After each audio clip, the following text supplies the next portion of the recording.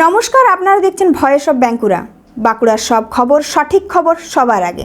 বিকাশ ভবনে আন্দোলনরত যোগ্য শিক্ষক ও শিক্ষাকর্মীদের ন্যায় সঙ্গত আন্দোলনের ওপর পুলিশের বর্বরোচিত লাঠিচার্জের বিরুদ্ধে বাঁকুড়া শহরে এসইউসিআইসির ধিক্কার মিছিল ও প্রতিবাদের দিবস পালিত হলো।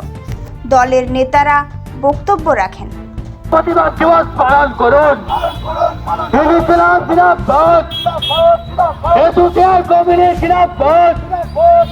বিকাশ ভবনে যোগ্য শিক্ষক শিক্ষিকা শিক্ষাকর্মীদের উপর বর্বরোচিত পুলিশি আক্রমণের প্রতিবাদে সোচ্চার হন। বর্বরোচিত পুলিশি আক্রমণের প্রতিবাদে সমস্ত মানুষ সোচ্চার হন। যোগ্য শিক্ষক শিক্ষিকা শিক্ষাকর্মীদের গুরুতর আহত রক্তাক্ত করলে কেন তৃণমূল সরকার জবাব দাও।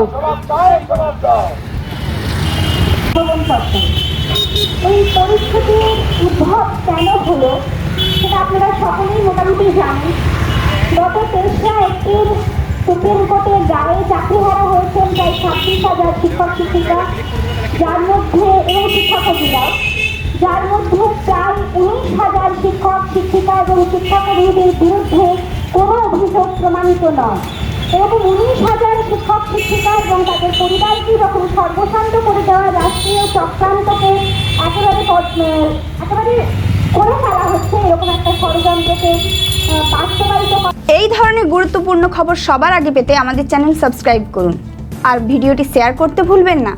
আপনাদের মতামত কমেন্টে জানান আর লাইক শেয়ার করে ভয়েস অফ বাঁকুড়ার পাশে থাকুন।